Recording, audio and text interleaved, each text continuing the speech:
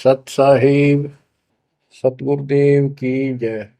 बंदी छोड़ कबीर साहिब जी की जय। बंदी छोड़ गरीबदास जी महाराज जी की जय। स्वामी राम देवानंद जी गुरु महाराज जी की जय हो।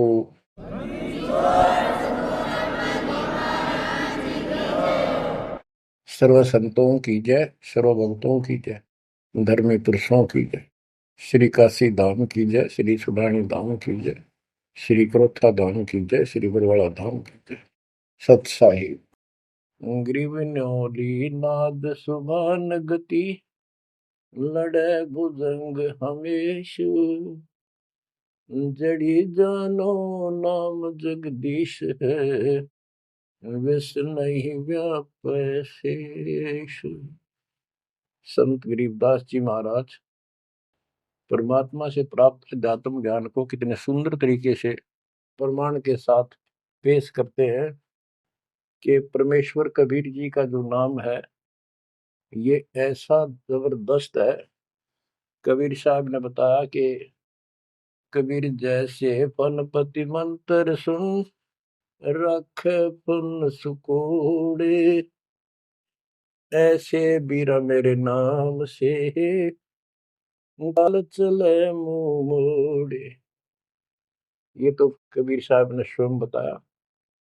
जैसे फनपति सर्प और गारुड़ के मंत्र को सुनकर उससे इतना डर जाता है कि अपने फन को इकट्ठा करके भागने की चेष्टा करता है, ऐसे मेरे नाम से, कबीर नाम से, उस सच्चे मंत्र से यू काल चले मुंह मोड़, ऐसे काल दूर भाग जाता है। गरीबदास जी कहते हैं, यम किंकर कर जोड़ चले तिस देख रे, धर्मराय के अंक मिटावे लेख रे, जीव जुनी नहीं जा बाठा डे गही, दर्ग मंज हजूर पकड़ छे की बही। गरीबदास जी आंखों देखा परमात्मा की शक्ति का वर्णन करते हैं कबीर जी का, कि उनको देख कर यम के दूत हाथ जोड़ के और दूर चले जाते हैं। और फिर परमात्मा ने धर्मराज के दरबार में जाके मेरी बही निकाली। बही वो बुक, वो पैड जिस पे अकाउंट लिखा था, और परमात्मा ने कहा ये मुझे दो, ये मेरा भक्त हो गया, इसने मेरी दीक्षा ले ली। वह पैड पाट दी दाता ने वहीं पर और फेंक दी कूड़े में। दरगह मंज हजूर पकड़ छे की बही, जीव जोनी नहीं जा बाठा डे गही। कि कबीर साहब ने जिसकी बाह पकड़ ली, जिसका हाथ पकड़ लिया, जिसको शरण दे दी, वो जीव लख 84 प्रकार की योनियों में नहीं जाएगा। बाँ ठाडे गही, ठाडे ठाडा मीन तगड़े समर्थ शक्तिशाली ने हमारी बाह पकड़ ली, हमें शरण दे दी। ठाडे की परिभाषा थोड़ी सी बताता हूँ आपको, क्योंकि बच्चों कोई भी हम प्रसंग सुनते हैं उसके साथ उसका जो लिंक होता है वो कथा का होना अति आवश्यक है, अन्यथा उसका कोई प्रयोजन नहीं रहता। काफी समय पहले की बात है, एक भक्त अब परमात्मा कबीर जी की शरण में था संत गरीबदास जी के माध्यम से। और पुराने समय में खेती किसानी जो होती थी वो केवल वर्षा पर निर्धारित होती थी, और कोई नहर नूर नहीं थी, ना उसका कोई पानी लगता था। बारिश हो जाती थी कुछ एक क्षेत्र में तो उसमें किसान अपना उसको संवार के बीज बो दिया करते थे। जमीन ज्यादा हुआ करती थी उस समय। उस भगत की बहन के क्षेत्र में वर्षा होगी, वहां से मैसेज आया कि हमारे यहाँ बारिश होगी है और सभी खेत एकदम बाने योग्य हो गए, बोने योग्य हो गए हैं, हेल्प के लिए आओ। वो अपने बैल, अपना हल लेकर चला गया, उसको दूसरे खेत में भेज दिया। स्वयं उसका जो जीजा था, बहन का बटेऊ पति, वो अपने बैल लेकर दूसरे खेत में चला गया। जिस खेत में वो भक्त गया, दिन में हल चलाया, दोपहर के समय उसने रेस्ट देते हैं बैलों को, पेड़ के नीचे चला गया। फिर वहां देखा आसपास एक तालाब थी, छोटी सी तलैया जोड़ी, उसमें कुछ पेड़ पेड़ थे, पानी था। बैलों को पानी पिलाने चला गया तो वहां एक मंडी बनी हुई थी, यादगार सी, छोटी सी चबूतरा सा बना के। उस पे एक बेली गुड़की रखी थी। बेली पहले 5 किलो का कट्ठा ही बना करते, वो विशेषकर चढ़ाने के लिए होता था, भेंट। अपने देवी देवताओं को किसान चढ़ाते थे, बोल देते थे पहली फसल का पहला वो 5 किलो ऐसे पीर का चढ़ाओ, वो पीर की मंडी थी। तो वो जो एक का डला सा था मोटा, 5 किलो का, 5 शेर का, उसको उठा लाया वो भक्त।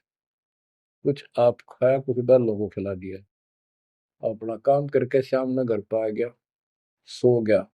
रात्रि के 12 बजे के आसपास एक 4.5 फुट का, टोपी सिर पे, सफेद कपड़े, दाढ़ी, जैसे मुसलमान वेशभूषा हो, आके उससे 10 फुट दूर खड़ा होके और कहने लगा, तेने मेरा गुड़ कैसे खा लिया, तेरी हिम्मत कैसे पड़ गई, तो ठाड्डे की शरण में है, इसलिए बच गया, न तुझे मारता और तेरे दोनों बैलों को मारूंगा।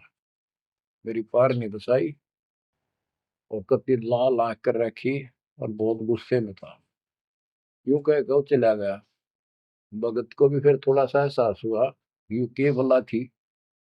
बाकी इतना तो विश्वास था कि समर्थ की शरण में हो, इस तरह के कुतरुओं का कोई बहुत नहीं। फिर भी मन में था, भी कहते ये बात हुई तो हुई क्यों, ऐसा के कारण हो गया। उसने अपनी बहन से पूछा कि बहन, ऐसे ऐसे उस मंडी पे गुड़ चढ़ा रखा था आपके खेत में, किसकी बना रखी है वो आपके खेत के बराबर में, जोड़ी पे, तालाब पे। तो उसकी बहन बोली, के बात हुई भाई, क्योंकि एक बेली चढ़ा रखी थी, किसी ने गुड़ की तो रखी थी, मैं ठा लिया, उड़ा कुत्ते खाओ उसने, मन बहन आती खिला दी, कुछ आप खा ली। उसकी बहन बोली, रे के क्यों जुल्म कर दिया तेने, को उठा लिया तू वहां से। रोड लागी नो सुनते ही। भाई बोला, मेरी तो सुन ले सारी। वो एक इतने 4.5 फुट का, 4 फुट का आदमी होगा, और सफेद कपड़े पहन रखे, ऊपर टोपी, मुसलमान टाइप सा था, और मेरे से 10 फुट दूर खड़ा होगा, रात को आया। और इन्होंने बोला, तेरी हिम्मत कैसे पट गई, मेरा गुड़ उठा लिया, तने खा कैसे लिया। मैं बोला, नहीं वो आप पे बोलेगा। ने बोला, तू ठाड्डे की शरण में है, न तुझे मारू और तेरे दोनों का लाल मारू। लाल आके रखी थी, और नो कहकर चला गया वापस। वह भेड़ और फूट फूट कर रोने लगी। बोला, रे तो मेरा काला मुंह कराओ, के जवाब दो, माने न्यू सहरू से तने के वो है गुड़ पाया खाने को, हमारे आप सारे गुड़ की कमी है यहाँ पर। बहुत बुरी तरह लगी रो, भाई बचा कुकर पर भाई, अपने पति ने भी लड़न लगी, तने क्यों भेजा ही उस साइड में, तो इन्होंने क्यों ना भेजा, तने बताना चाहिए था इसको पहले। वो भाई बोला, तेरी अब भी अकल पर पर्दा पड़ रहा, उतरा शेर हाथ जोड़ के गया, अरे नो का तू ठाडेगी शरण में, जा तो बच गया, न मारी न दो मैंने तो रोए जाओ पाछे थे। अरे मैं जिंदा जी रोने लग रही तो, पागल कहेंगी, इतनी भी अकल पे पर्दा पड़ गया तुम्हारे, मैं किसकी सुनूं पता है। मैं ये रिक्वेस्ट करूं थारे ते, तुम भी आ जाओ, ना भूतड़ा दिन डर डर मर जाओगे। तो बच्चों, यम किंकर कर जोड़ चले तिस देख रे। बच्चों, आत्मा फूट फूट गाती है, चारों युग में संत पुकारे, कूक क्या हम हेल रे, हीरे माणिक मोती बरसैया जग टूटा ढेर रे। ये डरे तो बड़ी आदत पड़ गई है। यम किंकर कर जोड़ चले तिस देख रे, धर्म राय की बंद मिटावे लेख रे। जीव जूनी नहीं जावा ठाडे गही, ठाडे में दर्द मंद हजूर पकड़ छे की वही। सुन मंडल सतलोक अगमपुर धाम है, धन बंदी छोड़ कबीर तुम्हारा नाम है। बच्चों, इस परम पिता के प्रेम में ऐसे गजब के ज्ञान, ऐसे समर्थ की शरण, आत्मा भावुक हो जाती है, रोका नहीं जाता। सो शुक्र मनाते हैं अपने गुरुदेव का, हे बंदी छोड़, हे परम पिता कैसे शरण दिया आपने, कैसा सुंदर राह बता दिया। नहीं अन्य बिरान माटी राखो या भूतड़े, अरे न पूजे भी जाओ और दुर्गति भी जो कि न रहनी थी। और गीता कहती है भूत पूजोगे भूत पढ़ोगे। परमात्मा की सूक्ष्म वेद की वाणी कहती है, भूत में सो भूत है, देव में सो देव, राम में सो राम है, सुन सकल सुरदेव। अब प्रश्न चल रहा है, कबीर जैसे फनपति मंत्र सुन, रख फन सकोड़े, ऐसे बीरा मेरे नाम से, काल चल मोड़े। पारक के अंक की अमर ग्रंथ की प्रथम वाणी है, ग्रीव न्योल नाद सुभान गति, लड़े भुजंग हमेश, जड़ी जानो नाम जगदीश है, विष नहीं व्यापै शेष। जैसे एक नेवला होता है, सारा 9 इंच का प्राणी, और वो 10 फुट के सांप को, सर्प को, भुजंग को मार देता है। कैसे मार देता, उसके पास एक ट्रिक है, उसके पास एक जड़ी होती है, एक नागदमन जड़ी होती है जंगल में, उसको सूंघता है, उसमें स्मेल आती है। वो सर्प को उस समय छेड़ता है जो वो जड़ी के आसपास होता है, वो झाड़ बोझड़ों के अंदर होती है। वो सर्प को छेड़ता है, सर्प ऐसे फन उठा लेता है, और वो जाके एकदम वहां जड़ी श्वास में भर लेता स्मेल, और आके उस सर्प के सामने सो के थोड़ी सी दूरी से छोड़ देता है। जिस दर से हवा चल रही हो, सर्प की तरफ जा रही हो, उस साइड में हो जाता हो। सर्प को उससे चक्कर आने शुरू हो जाते उस स्मेल से, उसका जी घबराता है और वो भागने की चेष्टा करता है। नेवला फिर उसके गर्दन पे बैठ जाता है, मुंडी पे पीछे के, और वहां मुंह के ऊपर फिर वो स्मेल छोड़ता ही रहता है। उसको अचेत करके फिर पकड़ कर उसको मार डालता है, काट देता है। तो बच्चों, गरीबदास जी ने बताया कि कबीर परमेश्वर का यो सच्चा नाम सतनाम और सार नाम। सार नाम है, ये है मेन चीज। सतनाम भी बहुत शक्ति हो जाती है इन दोनों के मेल से। जैसे दो जड़ियों को मिला दिया जाए, उसका कुछ अलग से स्ट्रॉन्ग दवाई बन जाती है, मेडिसिन। और तीसरी मालिक मिला, मालिक का जो सार नाम है, वो तो कहना ही क्या है। तो हमारा जो मोक्ष जो होगा इन सभी मंत्रों के जाप से होगा। ये हमारी साधना है, पूजा हमारी सार नाम है। बच्चों, जैसे एक छोटा सा सर्प उस जड़ी की ताकत से, स्मेल की ताकत से जो श्वास में भर के लाता है, इतने तगड़े लंबे सर्प को कंडम कर देता है। ऐसे ही परमात्मा के इस नाम के सिमरन श्वास के द्वारा करने से, तो ये बताया कि ग्रीव न्योल नाद सुभान गति, लड़े भुजंग हमेश, और जड़ी जानो नाम जगदीश है। जगदीश सारी सृष्टि के मालिक का जो असली नाम है, वो जड़ी है, वो नागदम जड़ी है। अब जैसे सतनाम भी बहुत ताकत रखता है, ये हमारी साधना है। जैसे प्रथम मंत्र सतनाम, ये साधना है। सार नाम हमारी पूजा है। पूजा और साधना में अंतर होता है। कबीर साहब हमारा पूज्य है। साधना वो होती है, जैसे हमने जल की आवश्यकता है तो हैंडपंप लगाते हैं, हैंडपंप के लिए बोकी और पाइप, बोकी मारते रहते हैं, मिट्टी बार डालते रहते हैं। सतनाम की बोकी श्वास उश्वास से मारकर जब वो पानी के लेवल पर पहुंच जाती है, वो बोर, तब उसमें पाइप लोअर करके फिर उसके ऊपर एक मशीन बांधी जाती है, वो सार नाम है। और मशीन से फिर उसको चलाया जाता है। वो हमारा पूज्य इष्ट है, वो सार शब्द है। जो हमें चाहिए था ऐसे मिलेगा वो सुख, परमपिता परमात्मा के सच्चे दरबार का। तो गरीबदास जी कहते हैं वो मंत्र, वो जो सार नाम है, वो जड़ी जानो नाम जगदीश है, परमात्मा जगदीश कबीर साहब का सार नाम। वो नाग दमन जड़ी बूटी है, वो काल दमन। और विष्णु व्यापक शेष, छोटे से सांप की बात छोड़ो, शेष नाग जो सबसे बड़ा ताकतवर 1000 फुट का बंदर है, यानी काल 1000 भुजा का ताकतवर है, ये भी निकट नहीं आ सकता। बच्चों, किस्मत सराहा करो अपने, 100 गुण गाया करो। गरीबदास जी कहते हैं, गरीब साधों से ते मस्करी, ये चोरों नाल खुशाद, मल अखाड़ा जीतेंगे ये युगन युगन के माल।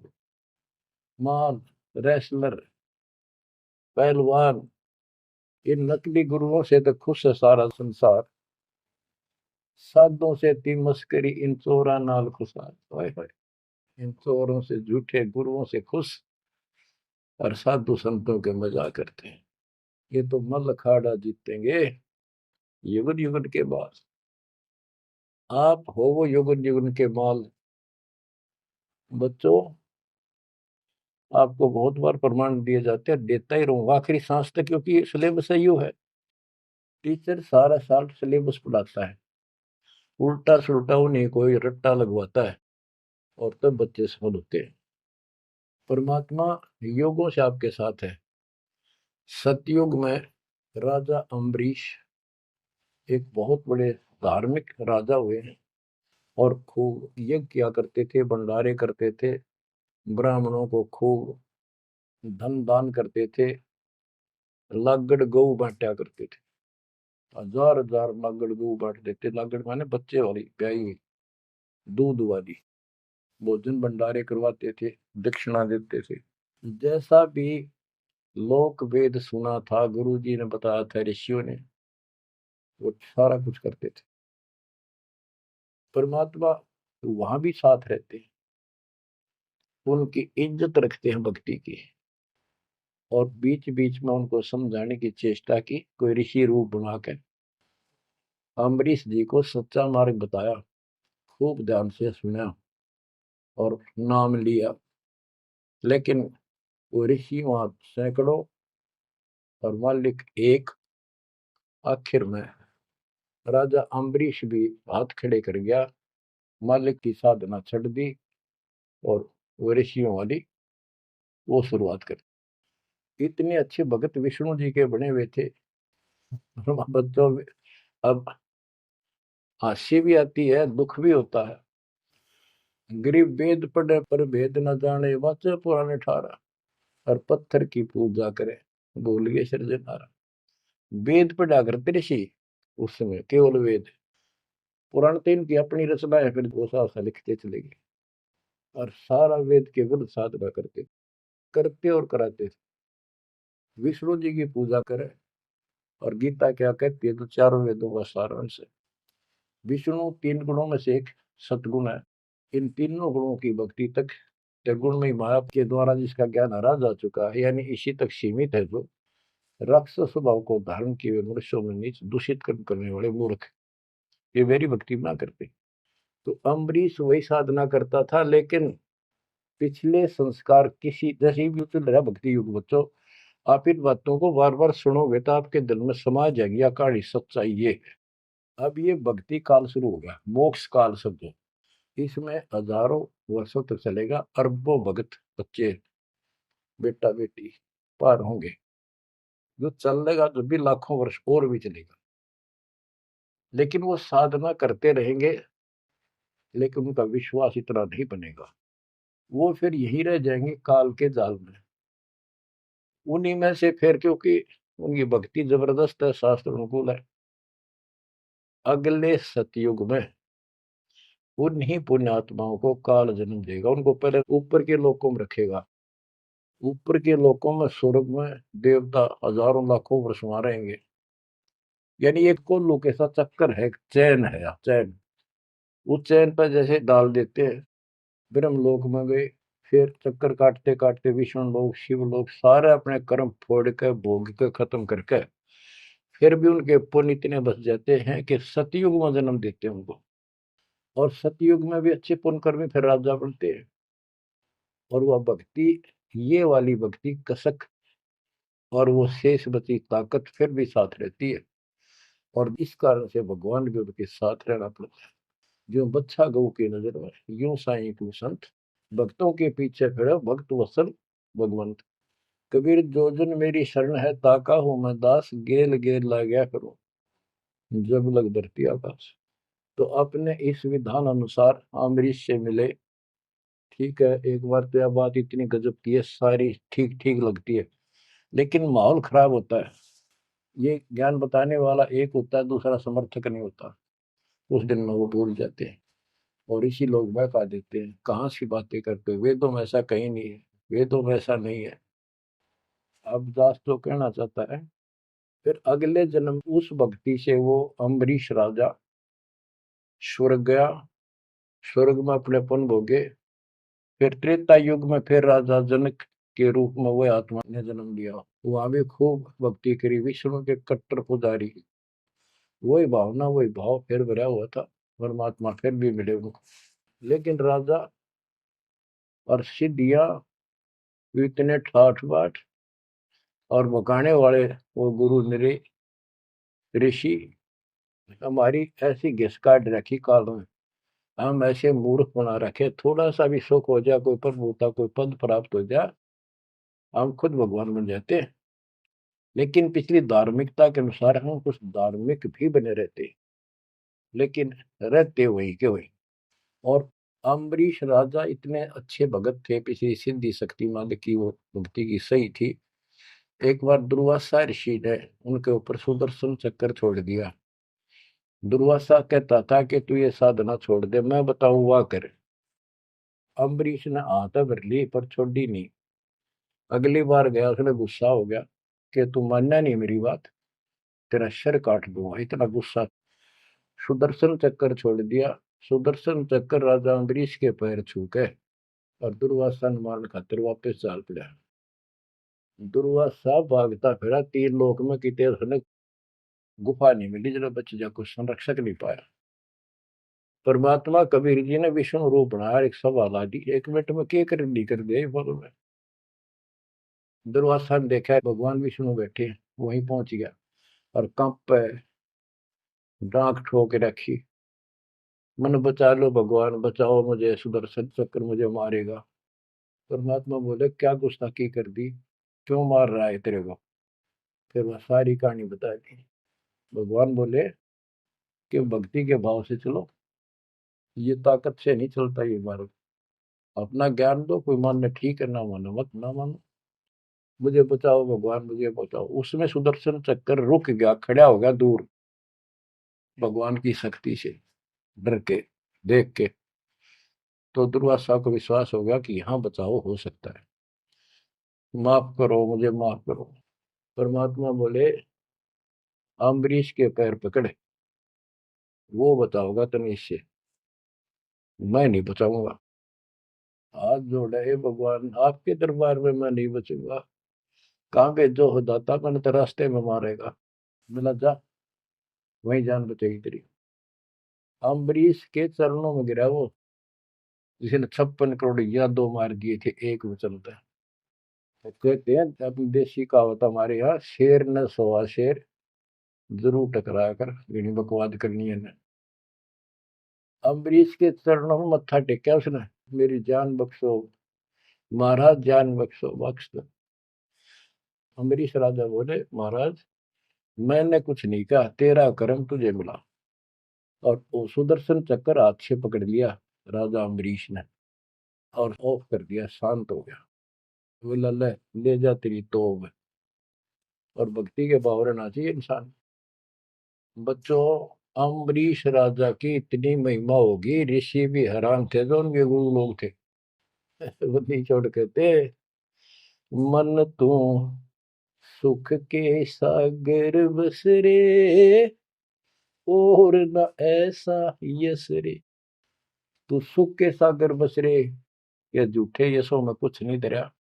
वह सतयुग में महिमा होगी, फिर राजा जनक बन गए। राजा जनक वही भाग्य बाबा नानक बने। जब एक सुखदेव नाम के बाल ब्रह्मचारी माँ के गर्भ से भक्ति ले रहे थे और आकाश में उड़ जाने की सिद्धि थी। उस अर्धी की गांठ से पंसारी बढ़ जाते ये अपने बराबर किसी ने नहीं समझा था। राजा जनक के पैरों में पड़कर स्वर्ग तक जाने का विरोध करवाया। वो मोक्ष तक वो दूर की बात है, वो तो मार्ग ही नारा है। गरीब सुखदेव ने 84 भुगती बिना पजावे खरगो, तेरी क्या बुनियाद परानी, तू पेंडा पंथ पकड़ो। के सुखदेव जैसे ऋषि जिसकी टूटी बोला करती सारे देवता उसका सम्मान करते थे, बड़ा पहुंचा हुआ है, वो भी फिर 84 लाख योनियों में गया। राजा जनक से दीक्षा ली। पहले तो यूं कहता मैं बाल ब्रह्मचारी ब्राह्मण ऋषि, जनक विदेही राजा भाई कैसे शीश नवाऊं जाई। सुखदेव बोले ज्ञान विवेक का हमने स्त्री का मुख नहीं देखा। राजा के 10,000 रानियां। तो गरीबदास जी कहते हैं गोरख से ज्ञानी गणे सुखदेव जति जिहान। वो अपने आप को जति मान रहा था। और सीता सी वो बारिया संत दूर स्थान। संत के घर बहुत दूर है, इन बात का तो नहीं भाई इसने ब्याह करवा रखा है, इसका न्यू हो रहा था, ये संत कैसे हो सकता है।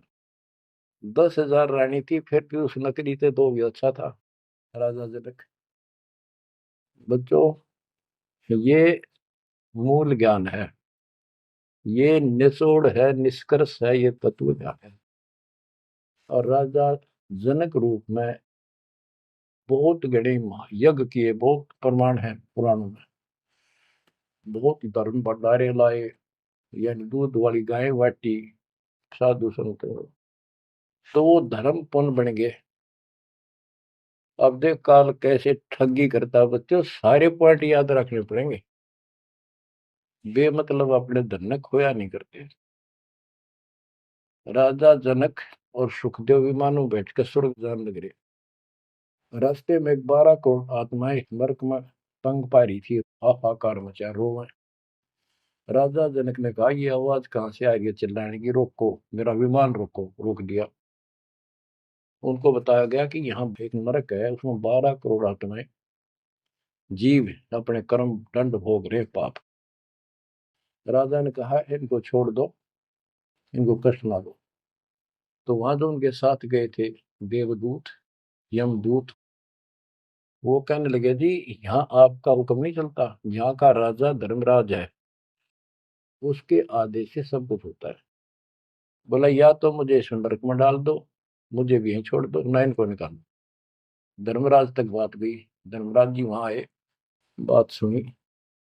धर्मराज बोले राजन अपने अपने कर्मा का फल सब न भोगना पड़ता है, ऐसे नहीं कुछ हो सकता। तो राजा आकड़ गया। भाव यानी एक परमार्थी भाव, परमार्थ भी हिसाब का होना चाहिए, तो आदमी कोई परमार्थ नहीं चला गया कि मैं या तो मुझे यहाँ छोड़ दो या इनको साथ लो मेरे। तब धर्मराय ने एक विकल्प निकाला कि आप अपने पुण्य दे दो इनको, आधे या जितने चाहते हो उतने समय तक इनको आपके साथ वहां स्वर्ग में भेज देंगे। राजा ने 50% पुण्य दान कर दिए। सबको बिठा के 12 करोड़ आत्माओं को विमान में बिठा के और स्वर्ग ले गए। बच्चों सुखदेव ने गलती करी नहीं, वो तो आज तक स्वर्ग में है। और वो राजा जनक ने आधे पुण्य खत्म कर दिए, बाकी के पुण्य में झाड़ के खा के खर्च के खो खंडा के बाबा नानक रूप में जन्मे। पहले राजा थे 2 जन्मों में, दुनिया भर के नौकर होते थे, और फिर हैंड टू माउथ हो गए, खुद नौकर लगे नवाब के मोदी खाने में गोदाम में। अब बच्चों अब हमने सावधानी न्यों भी बरतनी है, अपने नाम ने अपने भक्ति ने नष्ट नहीं करा, किसी के ऊपर भावुक हो गया। एक बताओ था कि मैंने अपने भाई दुखी हो रहा था, उसको अपने पुण्य दे दिए, भक्ति दे दी, वो तो ठीक हो गया, मेरी डूबती हो रही है, बुरा हाल हो रहा ना, वो दिक्कत होगी, बीमारी होगी, आगे तागे दुख होने लग के। तो ये बकवाद नहीं चले, मर्यादा जो बनाई है उसको संभालो। तो कहने का भाव ये है कि आपको इस पॉइंट पे लाना चाहता हूँ। अब राजा जनक राजा थे, राजा अम्बरीश राजा थे वो बाबा नानक बने, खुद नौकर लगे राजा के। अब यहाँ आकर हमारी बात टिकती है कि साधों से ती मस्करी चोरा नाल खुशाल, मल अखाड़ा जीतेंगे ये युग युग के बाद। यानी भक्ति की चाह, भगवान की चाह उनके में तब भी थी, पर एक्सरसाइज गलत थी। अब परमात्मा फिर मिले उनको आकर के। अब वो भौतिक धन में निर्धन थे, पर अध्यात्म धन के भरे पड़े थे। पिछले पुण्य गजब के थे भक्ति वाले। एक तो धर्म कर्म किए होते हैं वो, और एक होते भक्ति की शक्ति। वह न्यो की नो डटी थी उसकी, वो पुण्य खत्म कर दिए थे उसने। तो वो भक्ति उस कारण से परमात्मा फिर आकर मिले। अब वो हैंड टू माउथ था, सुन ली। राजा होता तो तब भी ना सुनता। तो बच्चों, आज आप से कितने निर्धन हो और कितने धनवान हो, आप उस मालिक के सच्चे बच्चे हो। पिछले जन्म जन्मांतर से आप भक्ति करते हुए आ रहे हो। अब परमात्मा ने अपना वो धन देखना है। कबीर सब जग निर्धना धनवंता नहीं कोई, धनवान वा को जानियो जहाँ पर राम नाम धन वही है। आपके पास वो राम नाम का धन भरा पड़ा है। और जैसे सुकुच मीन मिलता नहीं भाई, स्वाति सीप सब अड़ ही जाई। सुकुच मीन सतगुरु हो आया, जिन परमात्मा का भेद बता। जैसे सीप और मोती का उदाहरण दिया जाता है कि स्वाति भी मिल गई सीप को, ऊपर की बूंद, मोती भी बन गया। लेकिन एक सुकुच मीन जब उसमें टक्कर ना मारे, उसने खुल नहीं, तो वह मोती माए गड़ गया और वह सीप भी मर गया। तो बच्चों, ये भक्ति धन थारा इब कभी नहीं गड़ मर जाता, सतगुरु ना मिलता था। तो अब आपका वो मोती सुरक्षित है। अब कहते सुकुच मीन सतगुरु हो आया, जिन परमात्मा का भेद बता। तो बच्चों, फिर बाबा नानक को मालिक ऊपर लेकर गए और उनको वो सच्चा राह बताया। उसके बाद उनकी जिंदगी बदल गई। यानी पहले वकील हो रहे थे काल के, सुने नहीं थे। अब जो बाबा नानक जी हिंदू धर्म में जन्मे थे, खत्री गोत्र था, और भगवान विष्णु कृष्ण राम कुर्बान थे इनके ऊपर। गीता का पाठ ब्रजलाल पांडे से पढ़ा करते थे और गीता पढ़ते थे। दाता मिले तो खूब तर्क वितर्क किए। आखिर में बोले अखा वेखूं तो मानो। तो परमात्मा ने आई विटनेस भी बनाने थे। बेई नदी सुल्तानपुर के साथ से बह रही है। सुल्तानपुर में बाबा नानक की बड़ी बहन ब्याह रखी थी। वह अपनी बहन के वहां रहते थे, नौकरी करते थे नवाब के। सुबह सुबह स्नान करने जाया करते थे उस नदी पे। वहां परमात्मा ने 2-3 मीटिंग करी। तीसरी बार जब आए, ने बोले आंखें देखो जो मानो। बात सारी समझ में आ गई। गीता बार बार देख ली, पढ़ ली, सच्चाई भगवान कोई और है। और चाव भी थे, पर पुराना ज्ञान और कोई नो समर्थक नहीं गया, बात सच्ची है। तो वो कहने लगे आंखा देखो तो मानो। कबीर साहब और बाबा नानक जी परमात्मा समकालीन थे। बाबा नानक जी का जन्म सन 1469 में हुआ, 1469 में। और 1539 में वो शरीर छोड़ के गए। और परमात्मा जी 1518 में गए। तो 1469 से 1518 तक समकालीन थे। तब आंखों देखा सतलोक 3 दिन तक नानक साहब जी का शरीर कहीं और छुपा के उनकी आत्मा को लेके गए, फिर छोड़ा तीसरे दिन। उसके बाद तो दुनिया बदल गई उनकी। वो सब पूजाएं त्याग माल की शरण में आ गए। घर में विरोध, सारे समाज में विरोध है। उसके पिता भी बहुत दुखी हो गए, तो के पैदा हो गया हमारे, देवी देवताओं को ऐसा गलत बोलता है। तो बहुत परेशान हुए। लेकिन जब आंखों देख ली, कौन सुने किसकी। सूरवीर होते हैं संत, संत सिपाही और शेर पीछे नहीं हटते। तो बच्चों, सारा ज्ञान सत्संग से होता है। परमात्मा का और उस प्यारी आत्मा का, आत्मा और परमात्मा नानक साहब का सत्संग हुआ। सत्संग से बात स्पष्ट हुई। अब पारक के अंक की वाणी सुनाता हूँ कुछ।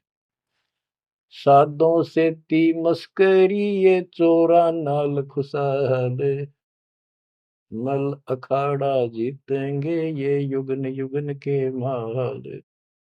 अब वो बाबा नानक युगन युगन के माल थे और वह जीते, डट के खड़े हो गए। फिर जब ज्ञान समझ में आ गया, सारा संसार मीराबाई थी युगन युगन की माल, सत्संग में जाना ना छूटे माँ, फिर जल के मरो संसार। तो बच्चों इस स्थिति में तुम नहाना पड़ेगा एक दिन, जब जाता राजी होगा। और ये ज्ञान खुद देता है भगवान, और वो आत्मा जो इसको सुनकर कुर्बान हो जाती है, वो महान आत्मा होती है। गरीब अंश गवन करते नहीं, मान सरोवर छाड़, कौवे उड़ उड़ जात हैं खाते मसाहाड़। हंस और कौवे और बुगले सब पक्षी कहलाते हैं। हंस उस मानसरोवर को नहीं छोड़ता जहां उसका आहार मोती होते हैं, और कौवे वहां टेके नहीं, क्योंकि उन्हें तो जगह जगह जाकर मांस खाना, हाड खाड़े हाडों का मांस चाटना, किसी पशु के जख्म में चोंच मारना, ये कौवियों जैसी व्यक्ति के लोगों का स्वभाव होता है कि दुखी उनका अपना उल्लू सीधा हो, स्वार्थ सिद्ध हो, ताकि अगला कितना दुखी हो। ये कौवे जैसे जीव होते हैं।